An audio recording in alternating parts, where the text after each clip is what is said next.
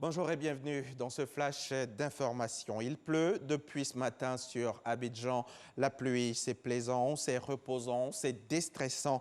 La pluie, c'est la vie. La pluie, logiquement, ça mouille, ça ne mord pas. Et pourtant, elle tue depuis quelques années en Côte d'Ivoire. Juin 2020 encore, rebelote. On ne le répétera jamais assez. L'eau est source de vie. Et cette eau, pourtant, nous a arraché 7 vies dans la seule journée d'hier. La capitale économique ivoirienne est secouée depuis quelques semaines par la pluie diluvienne. Abidjan est secoué par les morts, les nombreux dégâts matériels. On observe encore des inondations dans cette journée de vendredi, notamment à Cocody et à Bobo. Prudence, prudence, prudence, 1000 fois prudence. Hier jeudi, au Palais de la Présidence de la République, s'est tenue une réunion du Conseil national de sécurité sous la présidence du chef de l'État, le président Alassane Ouattara. Outre la situation sanitaire de la Côte d'Ivoire, du fait de la pandémie de Covid-19, la rencontre d'hier a également évoqué la situation sécuritaire du pays suite à l'attaque le 11 juin dernier du poste mixte de Kafolo au nord-est de la Côte d'Ivoire, frontière Burkina Faso. On écoute le ministre d'État, ministre de la Défense, Premier ministre par intérim. Le président a donné des instructions et les grands commandements travaillent aujourd'hui à la mise en place d'une zone d'opération de commandement unique au nord, qui va être renforcée, qui aura des moyens adéquats.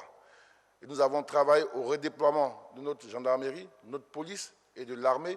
Et aujourd'hui, il y a un niveau de présence de nos forces qui fait que personne ne peut venir en territoire ivoirien et s'incruster durablement.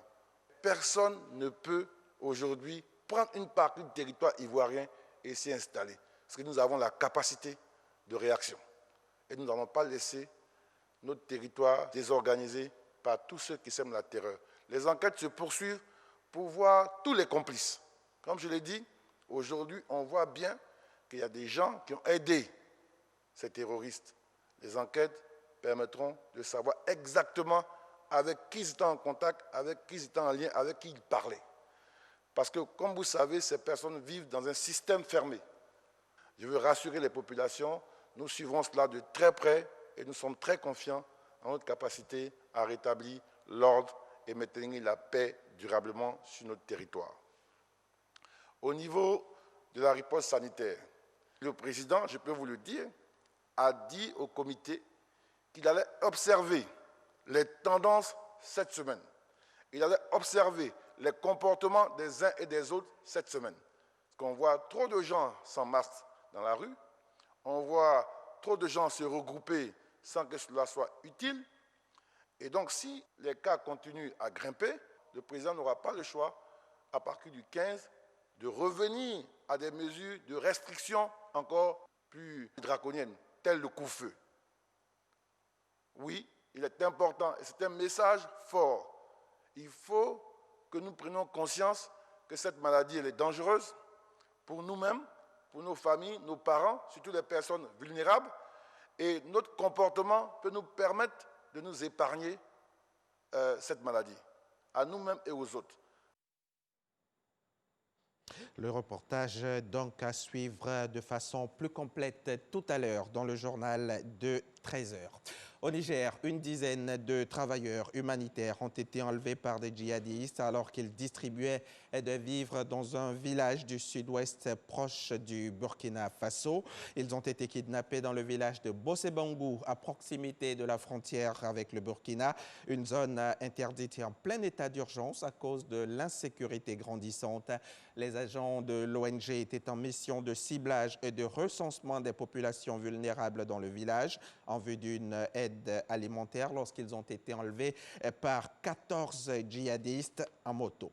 Fin officielle de l'épidémie d'Ebola dans l'est de la RDC. Cette épidémie sévissait dans 3 provinces, le sud Kivu, le nord Kivu et l'Ituri, et a fait au moins 2277 victimes. Selon le ministre congolais de la Santé, Dr Eteni Longodo, il s'agit de l'épidémie la plus meurtrière et la plus longue qu'ait connue le pays. Il reste toutefois un foyer d'Ebola dans la province de l'Équateur, dans le nord du pays. Déclaré depuis le 31 mai, cette nouvelle épidémie a déjà fait 13 morts.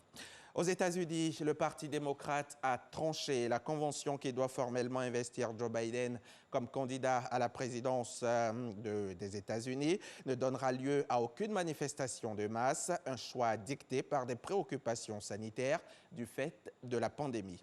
Côté républicain, en revanche, le lieu de la convention a été modifié pour justement permettre d'accueillir un maximum de monde. La convention pour l'investiture de Joe Biden se fera, elle, pour l'essentiel, via vidéoconférence et le parti invite les délégués à rester chez eux. Tous les événements qui devraient avoir lieu en marge de la convention ont été annulés. Fin de ce flash, rendez-vous à 13 h pour le point complet de l'actualité.